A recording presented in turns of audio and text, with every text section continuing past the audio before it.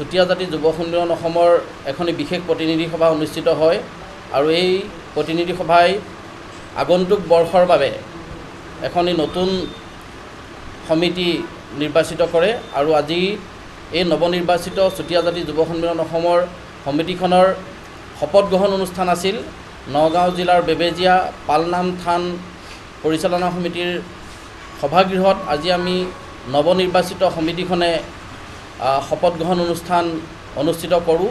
আপোনালোক সকলোৱে জানে যে আমাৰ প্ৰধান সমস্যা হৈছে চুতীয়া জাতিৰ প্ৰধান দাবী হৈছে জনজাতিকৰণ আৰু স্বায়ত্তশাসন।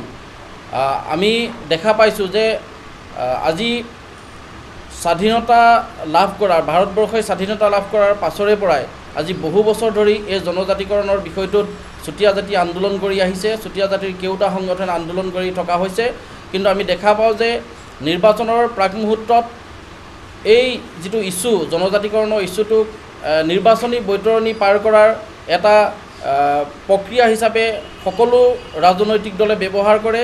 নিৰ্বাচনী বৈতৰণিখন পাৰ কৰাৰ পাছতেই তেওঁলোকে পাহৰি যায়, কিন্তু নিৰ্বাচনী ইস্তাহাৰত প্ৰকাশো কৰে যে চুতীয়া জাতিক অতি শীঘ্ৰে বা অসমৰ অন্যান্য ৬টা জনগোষ্ঠীক অতি শীঘ্ৰে জনজাতিৰ মৰ্যাদা দিয়া হ'ব, কিন্তু যেতিয়াই তেখেতসকলে শাসনৰ গাদীত বহে কিন্তু সেই জনজাতিকৰণৰ যিটো প্ৰক্ৰিয়া বা জনজাতিকৰণৰ যিটো দাবী এই দাবীটো তেওঁলোকে পাহৰি যায়।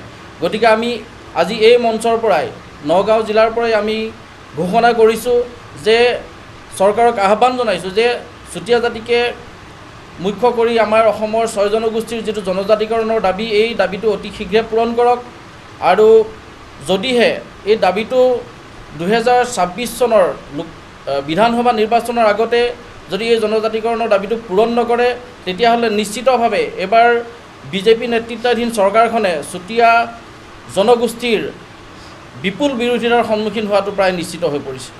আগন্তুক যিহেতু শাৰদীয় দুৰ্গা পূজা আহি আছে, গতিকে শাৰদীয় দুৰ্গা পূজাৰ পাছতেই আমি জনজাতিকৰণৰ দাবীত গণতান্ত্ৰিকভাৱে আমি প্ৰতিবাদী কাৰ্যসূচী ৰূপায়ণ কৰিম।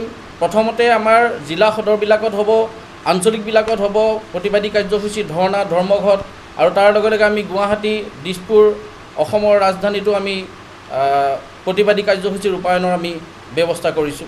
জাতি মাটি ভেটি ৰক্ষাৰ নামত বিজেপি চৰকাৰখন আহিছিল কেন্দ্ৰত, আৰু তাৰ পাছত ঠিক 16 চনত অসমতো বিজেপি চৰকাৰখন আহিছিল, আৰু সেই সময়ত কিন্তু মাননীয় প্ৰধানমন্ত্ৰী নৰেন্দ্ৰ মোদী নেতৃত্বাধীন বিজেপি চৰকাৰখনৰ কিন্তু নিৰ্বাচনী ইস্তাহাৰত ৬ জনগোষ্ঠীৰ জনজাতিকৰণৰ প্ৰক্ৰিয়াটো কিন্তু আছিলে। তাত আমাক জনজাতিকৰণ দিয়াৰ সম্পূৰ্ণ তেখেতসকলে নিৰ্বাচনী ইস্তাহাৰত প্ৰকাশ কৰিছিলে, কিন্তু পৰৱৰ্তী সময়ত দেখা গ'ল জনজাতিকৰণৰ প্ৰক্ৰিয়াটো সম্পূৰ্ণ তেওঁলোকে ভৰিৰে মোহাৰি কিন্তু ডেভেলপমেণ্ট কাউন্সিল অৰ্থাৎ উন্নয়ন পৰিষদ গঠন কৰি ১২৫ কোটি টকাৰ এটা পেকেজ যিটো ইতিমধ্যে চলি আছে সেইটো দিয়ে ইতিমধ্যে আমাৰ মানুহখিনিক কিন্তু আভুৱা ভাৰিলে। আপোনালোকক মই জনাইছোঁ যে ১২৫ কোটি টকাৰ চুতীয়াসকলক যিটো পেকেজ দিছে, অসমত প্ৰায় ১৫ লক্ষাধিক চুতীয়া মানুহে বসবাস কৰে। যদি ১৫ লক্ষাধিক মানুহক ১২৫ কোটি টকাটো বিলাই দিয়া হয় গাইপতি ৭ টকামানকৈ পৰিব। গতিকে আমি এইটোহে বিচাৰিছোঁ যে যিটো আমাৰ ন্যায্য দাবী জনজাতিকৰণৰ অবিহনে আমাৰ চুতীয়াসকলৰ যিটো আমাৰ দাবী এই দাবীটো বা যিখিনি আশা আকাংক্ষা এইখিনি কাহানিও পূৰণ নহয়। যিহেতু আমি অসমৰ অতিকে ভূমিপুত্ৰ আদিম জনগোষ্ঠী, আমাৰ জনজাতিকৰণ এটা স্বকীয় এটা ন্যায্য দাবী। গতিকে আমি এইটোৱে বিচাৰিছোঁ যে নিৰ্বাচনৰ সময়ত জনজাতিকৰণৰ ইছ্যুটোক লৈ আপোনালোকে ললিপপ দি পেলাই নিৰ্বাচনী বৈতৰণি পাৰ হোৱাৰ সপোন কিন্তু নেদেখিব, অন্যথা এবাৰ ২০২৬ চনৰ চুতীয়াসকলো জাগ্ৰত হৈছে, জাগিছে। গতিকে আপোনালোকে কিন্তু বিজেপি চৰকাৰখনে যিটো নীতি প্ৰয়োগ কৰি আছে এই নীতিটোৰ বিৰুদ্ধে কিন্তু চুতীয়াসকলে বিজেপি বিৰোধী এটা স্থিতি গ্ৰহণ কৰিবলৈ কিন্তু বাধ্য হ'ব। আজি কিছুদিন প্ৰায় ২-৩ দিন ধৰি আমি কেইবাটাও নিউজ চেনেল যোগে আৰু প্ৰিণ্ট মিডিয়াৰ যোগেদি আমি জানিব পাৰিছোঁ যে আমাৰ যিখন নতুন সমিতি এই নতুন সমিতিখনক আমাৰে কেইজনমান দুষ্কৃতিকাৰী আমাৰ মাজৰ পৰা ওলাই গৈ তেখেতসকলে আমাৰ এই সমিতিখনক অবৈধ আখ্যা দিছে।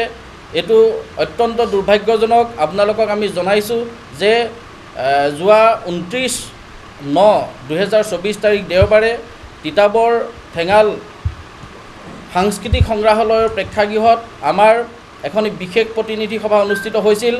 প্ৰায় অসমৰ 9খন সক্ৰিয় জিলাৰ শতাধিক প্ৰতিনিধি উপস্থিত থকা এই সভাই আমাৰ যিখন সমিতি আপোনালোকে দেখা পাইছে এই সমিতিখনক আগন্তুক বৰ্ষৰ বাবে নিৰ্বাচিত কৰিলে, আৰু আমাৰ এই 9খন সক্ৰিয় জিলাৰ পৰা 2খন জিলা লগত লৈ আমাৰ ইয়াৰ আগত যিজন সভাপতি আছিলে সীমান্ত শইকীয়া ডাঙৰীয়া তেখেতে ধেমাজিত গৈ প্ৰেছ মিট দিলেগৈ আৰু প্ৰেছ মিট যোগে তেখেতসকলে এটা বস্তু প্ৰচাৰ কৰিছে যে আমাৰ এইখন সমিতি অবৈধ।